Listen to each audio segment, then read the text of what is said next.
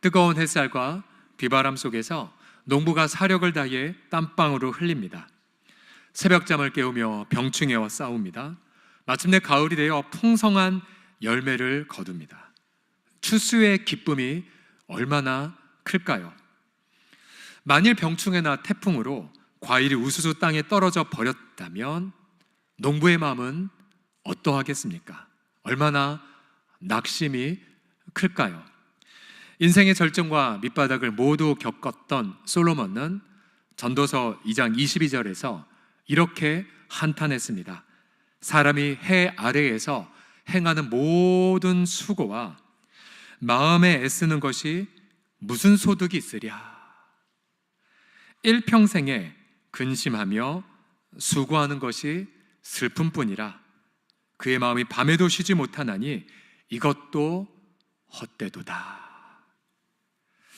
엄마들이 자녀들 잘 되라고 애쓰지만 그러나 자녀 때문에 속이 터지며 많은 눈물을 흘리기도 하고요. 또 일터의 사업가들은 개업 예배 드리며 힘차게 시작을 했지만 그러나 막상 진행될수록 월세나 또 직원 월급 마련하기에 급급할 때도 종종 있습니다. 기도하며 봉사를 열심히 했는데 아무 열매가 없고 오히려 오해를 받을 때도 있습니다. 바울도 선을 행하다가 낙심을 한 적이 아주 많았는데요. 오늘 우리가 읽은 이 갈라디아 교회가 그 대표적 낙심의 현장이었습니다. 이 갈라디아는 지금의 튀르키예의 수도 앙카라, 튀르키예 한복판에 있는 하나의 주 이름인데요. 바울이 그곳에 가서 복음을 전했고 성령이 함께 하셔서 교회가 탄생됐지만 또 갈라디아 교인들은 자신의 눈을 빼서 바울에게 주고 싶은 마음이 있을 만큼 이 두 관계는 애틋한 관계였었지만 그런 어느 날 갈라디아 교인들은 거짓 사도들에게 유혹을 받아 넘어가 버렸습니다. 바울의 수고는 허무하게 되었고 바울은 그들을 보며 안타까이 여깁니다. 우리가 다음 주에 보겠지만 바울은 교회들의 편지를 보낼 때마다 항상 감사로 시작을 했습니다. 그런데 유독이 이 교회만큼은 감사가 없었습니다. 그만큼 바울의 마음이 깨어져 있었다는 반증이죠. 그래서 바울은 자신을 향해 이렇게 고백을 합니다. 어느 학자들의 글을 보니 이 6장 9절은 자신을 향한 말이기도 하다라고 했는데요. 6장 9절 보시면 우리가 선을 행하되 낙심하지 말지니 피곤하지 아니하면 때가 이름에 거두리라 라고 자신을 향해 그렇게 외쳤고 또 선을 행하다 낙심한 우리들을 향한 하나님의 음성이기도 합니다. 여러분, 과연 선을 행하다가 낙심할 때 과연 그것에 대한 치료제는 무엇이겠습니까? 혹시 이 밤에도 또 지난 밤에도 지금 이 시간에도 또 인생 추수를 경험하는 이 가을에도 그렇게 낙담하여 고개 숙인 분들이 혹시 계십니까? 오늘 말씀을 통하여 낙심의 치료제가 무엇인지를 함께 살펴보기를 원합니다. 첫 번째 낙심의 치료제가 무엇이냐면 하나님께 응답의 때를 맡기는 것에 있습니다. 함께 따라해 주십시오. 하나님께 응답의 때를 맡겨라. 시작. 하나님께 응답의 때를 맡겨라. 9절 말씀을 주의 깊게 들어보십시오. 우리가 선을 행하되 낙심하지 말지니 포기하지 아니하면 뭐가 이르러야 열매를 거둔다고요? 때가 이름에 거둔다라고 말합니다. 때가 이뤄야지만. 여러분, 봄철에 혹은 여름에 아무리 농부가 수고한다 한들 추수의 때가 오지 않으면 열매를 거두지 못합니다. 그런데 어느 어리석은 농부가 왜 내 논에 열매가 없어? 라고 말하며 봄철부터 혹은 여름부터 낙심한다면 그는 어리석은 자겠죠. 왜요? 때 되면 반드시 열매를 맺는데. 여기서 이 때에 해당하는 헬라어, 그리스어는 카이로스라고 말합니다. 카이로스. 자, 이 그리스 사람들의 시간에 두 가지 개념이 있었으며 하나는 그냥 흘러가는 시간. 그런데 이 카이로스한 개념이 뭐냐면 수많은 시간 중에서 결정적 기회, 특별한 사건, 하나님의 응답이 있는 때를 바로 카이로스라고 말합니다. 예를 들어 아브라함을 한번 떠올려 보시면요, 그가 75세에 복음을 듣고 신앙생활을 시작했죠. 그가 받은 복음의 약속은 이것이었죠. 내가 너와 내 후손을 열방의 복으로 삼겠다. 그러나 5년, 10년 그렇게 신앙생활에 선을 심었지만 전혀 자녀가 태어날 기미조차 보이지 않았습니다. 그러다 결국 아브라함은 낙담을 했고, 그 깨어진 마음속에 방황하다가 결국은 인간적으로 문제를 해결하고자 했죠. 첩을 통해 아들을 얻고자까지 했습니다. 기나긴 세월, 10년, 20년 이렇게 시간이 흘렀던 거죠. 하지만 아브라함은 믿음을 낙담했음에도 불구하고 그는 성령의 도움을 받은 것 같습니다. 로마서 4장 18절에 보게 되면 이런 구절이 있습니다. 아브라함이 바랄 수 없는 중에 바라고 믿게 되었다고 말합니다.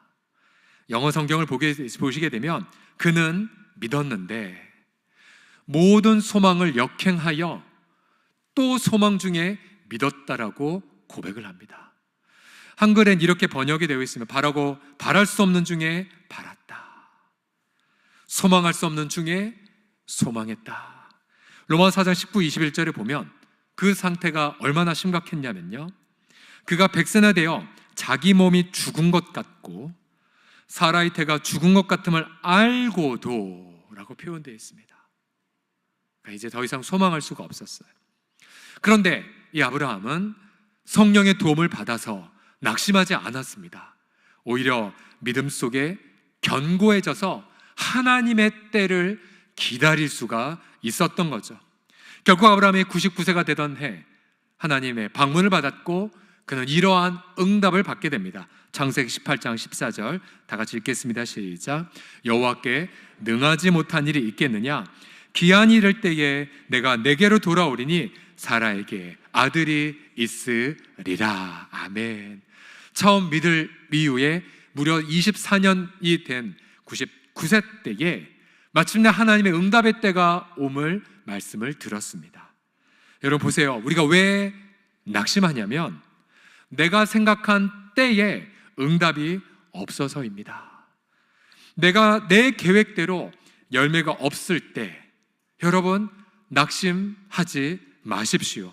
오히려 내 때가 아니라 누구의 때입니까? 바로 하나님의 때에 하나님의 방법과 능력으로 마침내 응답이 되는 것을 바라보시기 바랍니다. 여러분 그래서 여러분 지난주에도 보시게 되면 새제명 축제 때에 아침 7시부터 새가족이 오신 거 아십니까?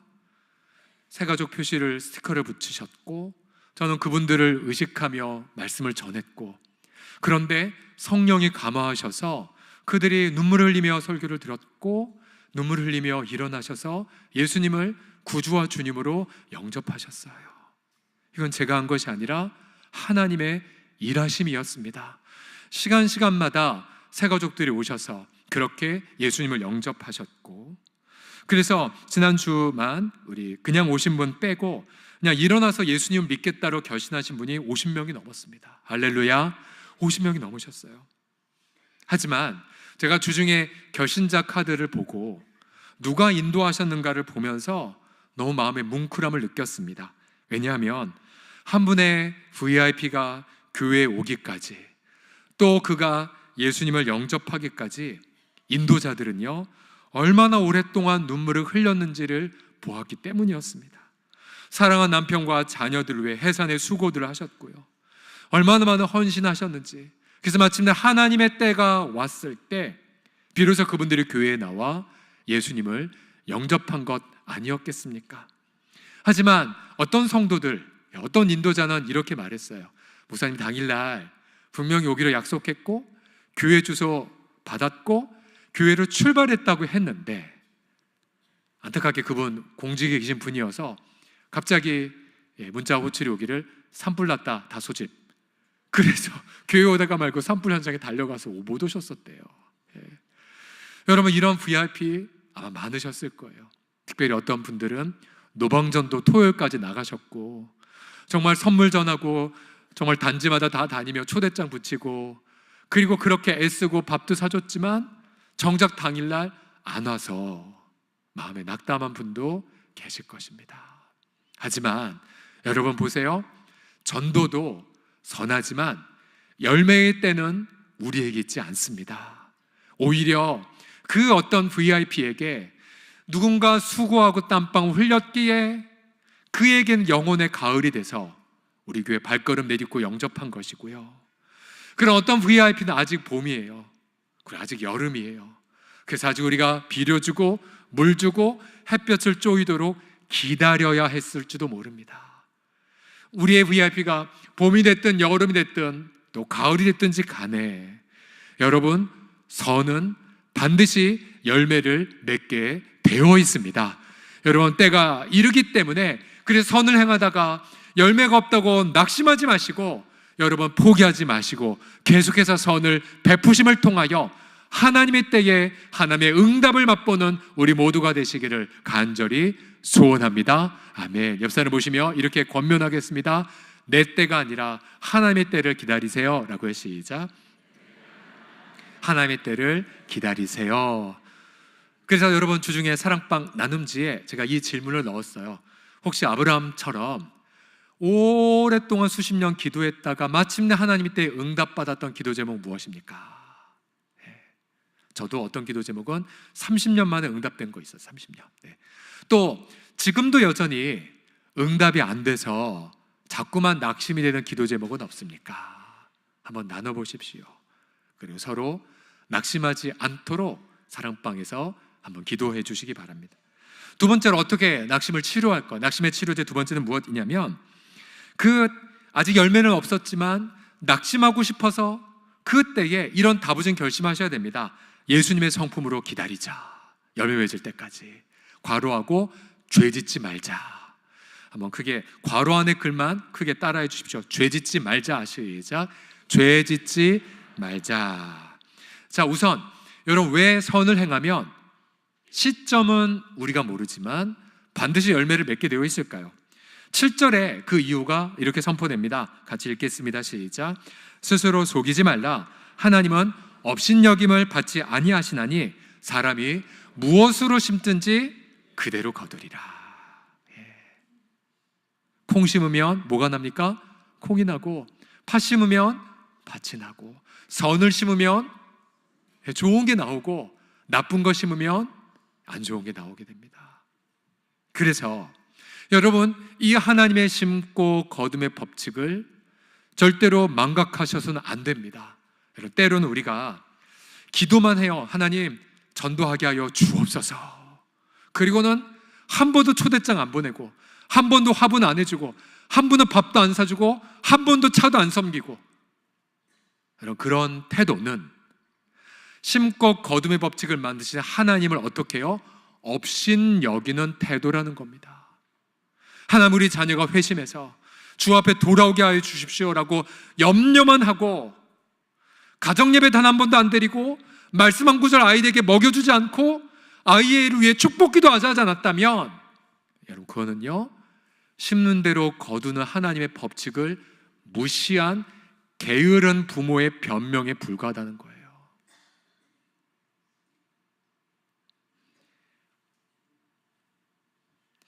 문제는 선을 행했지만 아무 변화도 없고 오히려 상황은 악화되는 그 시간 동안 어떻게 하면 내 마음을 낙심하지 않고 죄짓지 않게 할 수 있느냐. 여러분, 이게 관건이에요. 이게 관건. 사실 아브라함도 기다리다 지쳐서 결국은 하갈을 첩으로 들인 것 아니겠습니까? 우리 모두가 다 정말 그래요. 나쁜 짓 해서 벌 받는 건 여러분 그거는 당연하다고 여겨요. 그런데 아니 내가 이렇게 기도하고 사랑하고 섬겼는데 아무 열매가 없으면 그때부터 내 마음은요, 그렇지, 원래 세상은 이렇지, 내가 부족해서 하는 응답 안 하시겠지 하면서 심고 거둠의 법칙을 무시하기 시작하고 그 속에서 죄 짓고 싶은 마음에 우리는 죄를 짓게 됩니다. 정신 차리셔야 돼요. 열매가 없어도 죄 짓지 말자라고 다부지게 결정하셔야 됩니다. 왜요? 8절을 보시게 되면 자기의 육체를 위하여 심는 자는 육체로부터 썩어질 것을 거두기 때문에 그래요. 죄 짓잖아요. 본인만 손해입니다. 다윗 같은 경우 본인이 간음에 지어 죄를 짓자 그 자녀들이 얼마나 고통을 했습니까? 여러분, 이 자리에 계신 부모님들 잘 들으셔야 돼요. 본인 죄 지면 가족, 자녀들 다 큰 손해를 받습니다. 그래도 회개하지 않는다, 우리가 하나님 앞에 엄청난 심판을 받게 되죠. 갈라디아서 5장 22, 21절 보시면 낙심의 시기에 정말 열매 없다고 해서 여러분 절대 이런 죄 지시면 안 됩니다. 우상 숭배, 주술, 그러니까 점쟁이 찾아가고 무속인 찾아가고, 그게 전부 다 우상 숭배 죄의 끔찍한 죄입니다. 또 상대편이 내게 잘못했다고 해서 그거 핑계 삼아 원수 맺고 분쟁하고 시기하고 화내고 당을 지고 분열하고 이단에 빠지고 또 투기, 술 취한 방탕에 빠지는 것. 여러분 스스로 합리적 이유 찾을 수 있어요. 아니, 내가 이렇게 열심히 수고했는데 아무 열매가 없으니 나는 죄 짓겠다. 하지만 여러분, 하나님은 심고 거둠의 법칙을 그대로 지키시는 분이십니다. 여러분, 낙심했다고 다시 술 찾지 마시고 분내지도 마십시오. 또 누군가 여러분이 뭐라고 해코지해도 파벌도 만들지 마십시오. 오히려 그 속에서 응답이 없는 그 낙심하고픈 시기라 할지라도 오히려 결정하셔야 돼요.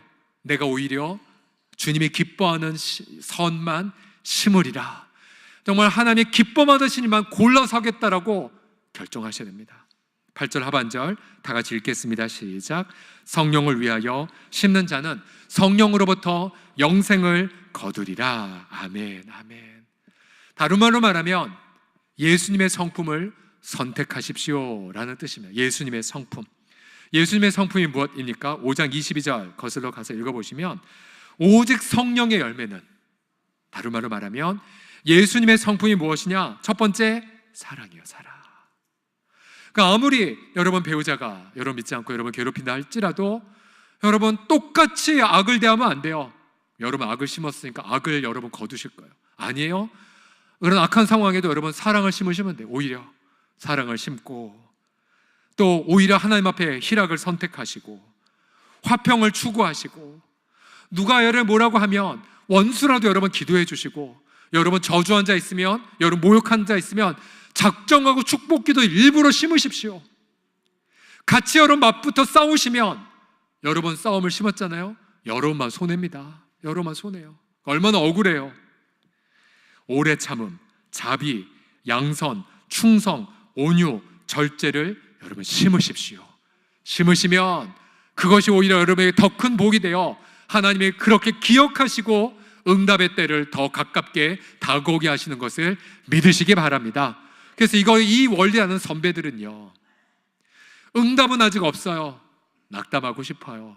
그럼 오히려 작정하고 우리 선배들은 감사의 물을 드린 거 아세요? 매주마다 여러분 감사헌금 드리시지만 제가 뭘 봅니까? 획수가 아니라 여러분이 담긴 고백을 들어요. 그런데 어떤 성도들은요, 일이 해결되고 나서 감사하는 것이 아니에요. 여전히 피눈물 나는 기도 제목들도 다 알아요. 그럼에도 불구하고 성도는 마음을 모아 감사를 드려요. 하나님이 얼마나 이뻐하시겠습니까? 어떤 성도는 경제적 문제로 고통해요. 재정의 부채 해결이 되지 않아요. 하지만 그럴수록 과부의 두랩돈을 기뻐하시는 하나님, 1,000원에 불과하거든 우리나라 돈으로. 그거 주 앞에 드려요, 하나님. 그리고 아주 작은 것도 하나님 앞에 이웃 사랑을 위해 나눠요. 여러분, 그런 성도 하나님이 얼마나 기뻐하시겠습니까? 또 이런 성도들 많아요. 교회에서 너무나 열매가 많아요. 그런데 정작 자기 자녀는 아직 변화 안 됐어요. 남편 하나 전도 못했어요. 낙심하고 싶죠? 아니요, 그렇지 않아요.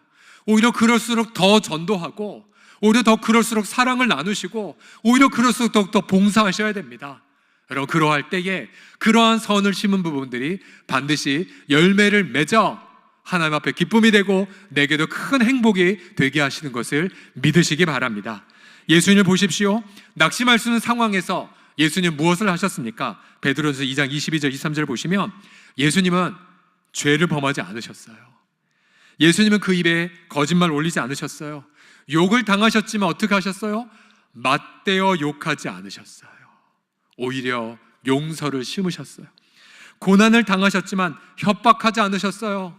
오히려 하나님 앞에 저들을 용서해달라는 기도를 선언하셨을 뿐입니다. 언제까지요? 죽을 때까지. 죽을 때까지. 그래서 우리는 알아요. 여러분, 언제까지 목사님 참으란 말입니까? 언제까지 목사님 기다려야 돼요? 예수님 말씀하셨잖아요. 언제까지요? 죽을 때까지. 죽을 때까지. 바보 될 때까지. 오른밤이면 다 뺏길 때까지. 그런데요, 그렇게 뺏길 때 예수님 앞에서 예수님의 성품과 기도를 심으면서 죽으시잖아요. 죽음이 끝이 아니라니까요. 여러분, 그렇게 주님 말씀하셨죠. 누구든지 자기를 부인하고 자기 십자가를 지고 나를 따르는 자들은. 여러분, 그때 천국의 보화를 우리는 경험하게 되십니다. 여러분, 이 신앙생활이 기가 막힌 지름길을 다 경험하시기를 주의 이름으로 간절히 축복합니다.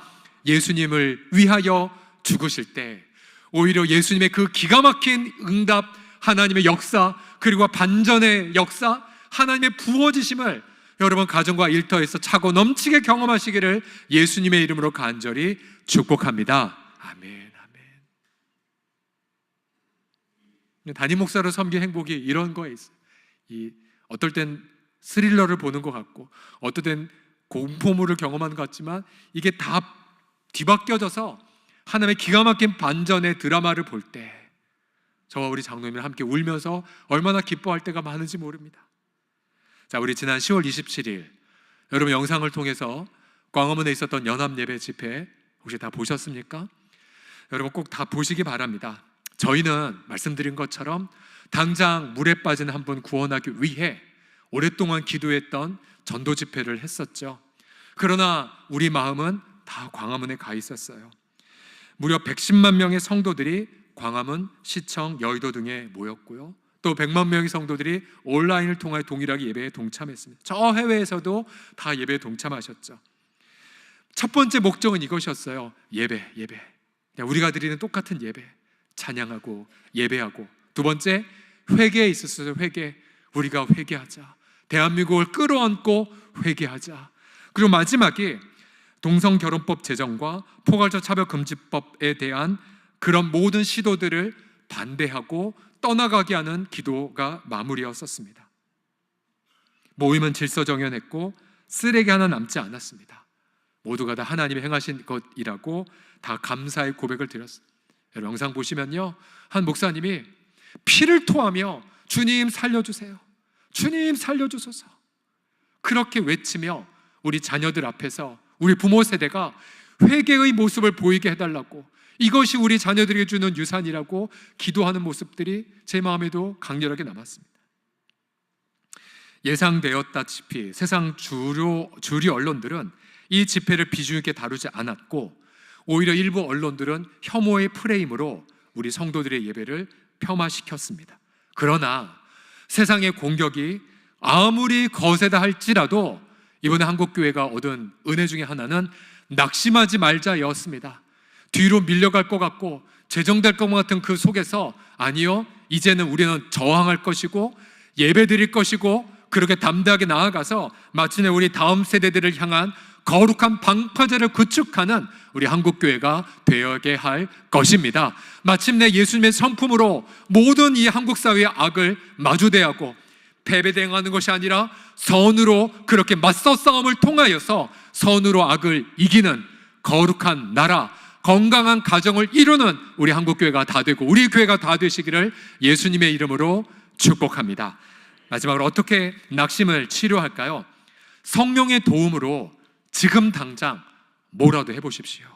성령의 도움으로 지금 당장 액션을 취하십시오. 10절 말씀을 다 같이 읽겠습니다. 시작. 그러므로 우리는 더욱 믿음의 가정들에게 할지니라. 아멘. 자, 여기서 말한 기회라는 단어도 똑같은 카이로스, 헬라어, 결정적 시간. 근데 앞에 있는 카이로스는 하나님의 시간이에요. 그건 우리가 어떻게 할 수가 없어요. 하지만 우리에게는 우리에게 있는 카이로스가 있답니다. 저 부분을 원문으로 보게 되면 이런 뜻입니다. 지금 우리가 기회를 가지고 있다. 지금 결정적 시간을 갖고 있다 이거예요. 그래서 우리는 하나님의 때에 열매 맺는 그날을 위해 지금 우리가 뭔가를 심을 수 있다는 거죠. 지금 뭔가를. 그러면 지금 내가 뭘 해야 되는지를 어떻게 할 수 있겠습니까? 그건 철저하게 성령의 도움을 받을 때입니다. 여러분, 성령은 언약의 핵심입니다. 갈라디아 3장 13절 14절 보십시오. 그리스도께서 우리를 위하여 저주를 받은 바 되사 율법의 저주에서 우리를 속량하셨으니 기록된 바 나무에 달린 자마다 저주 아래 있는 자라 하였음이라. 왜냐하면 이는 그리스도 예수 안에서 아브라함의 복이 이방인에게 미치게 하고 또 우리로 하여금 믿음으로 말미암아 성령의 약속을 받게 하려 함이라. 아멘, 아멘.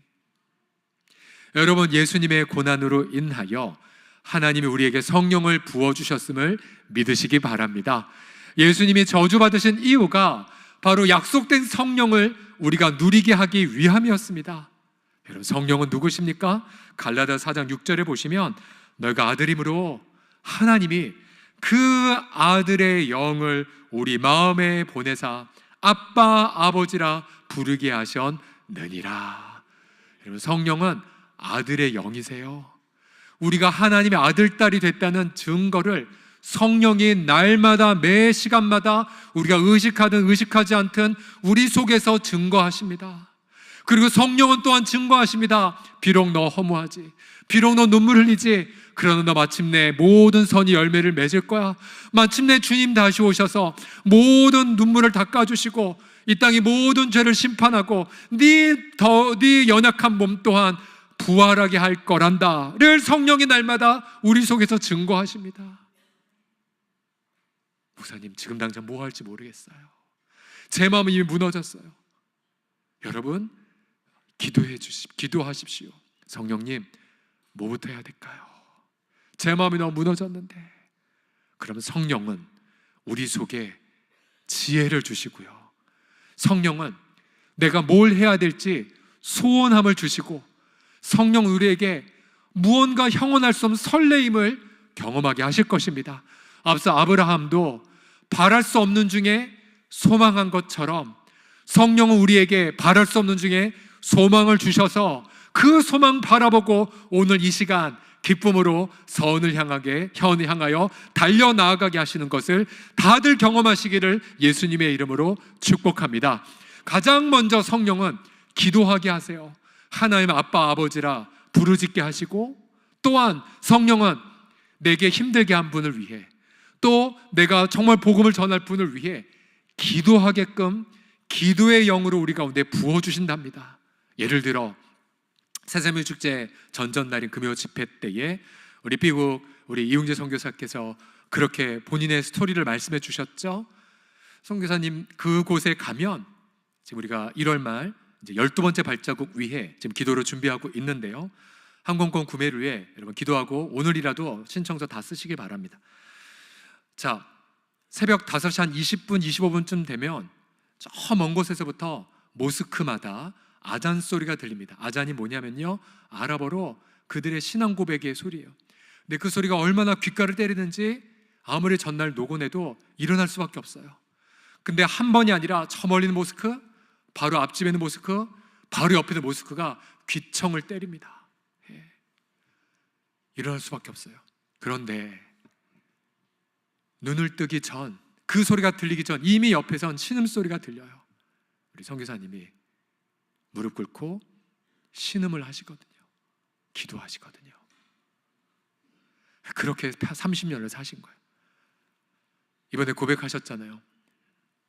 선교사님 네 분이 복음 전했던 분 다 적고 사진 찍고 어느 골목에 어떻게 사는지, 무슨 아픔이 있는지, 어떤 눈물이 있는지 다 기록했다가 기도하시는데, 마치 기도할 때 내 영이 몸을 빠져나가 그 영혼들과 함께 울고 그 함께 있는 것까지 기도를 매일 아침마다 드리게 된다고.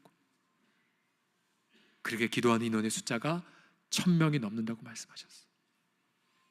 그래서 여러분 지금 현장에 가보면요, 이미 저는 부흥이 시작됐다고 생각합니다. 모슬렘 사회, 힌두교 사회 속에 그렇게 담대하게 방해 없이 복음을 증거하는 그 현장,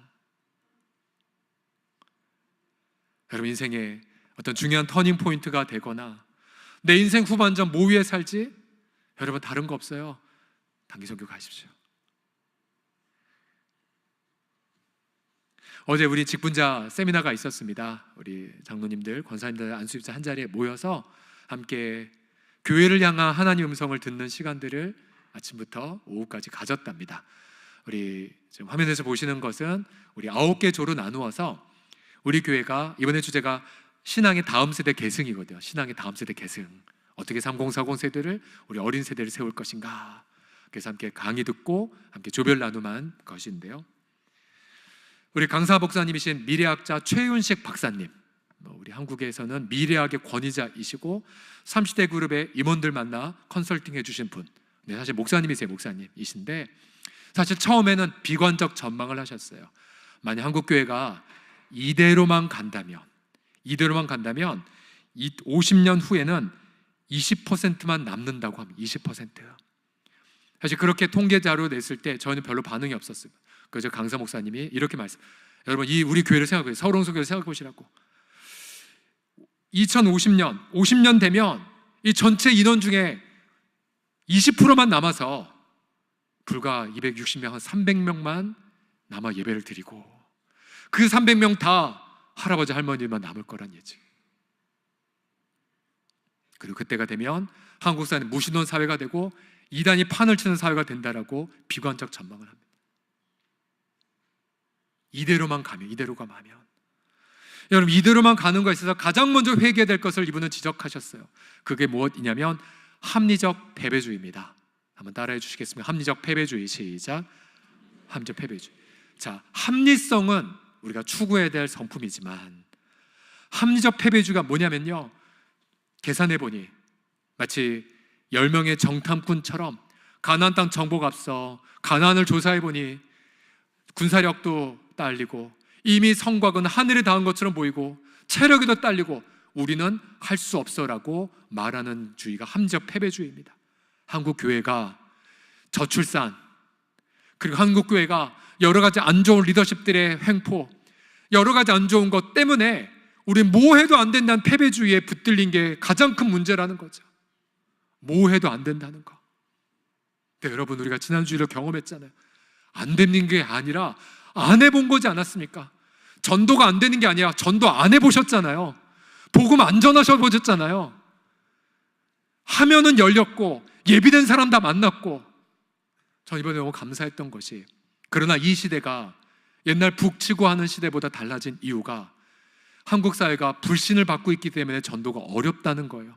그래서 강사 목사님은 신뢰를 구축하는 것이 때문에 전도가 어려운 것처럼 보인다는 이야기를 하세요. 신뢰 구축.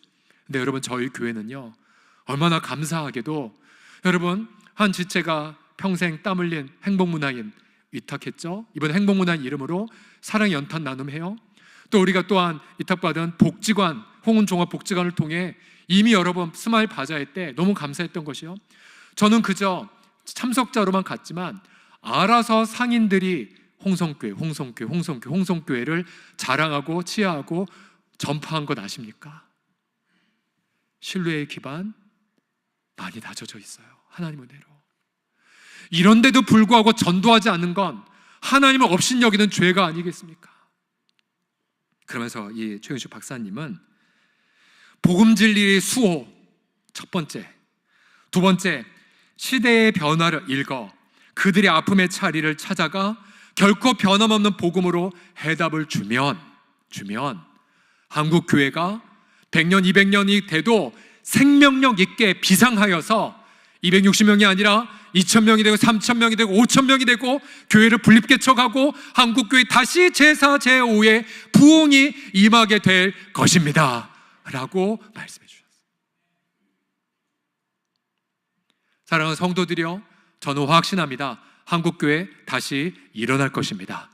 저는 확신합니다. 서울홍성교회 부흥될 것입니다.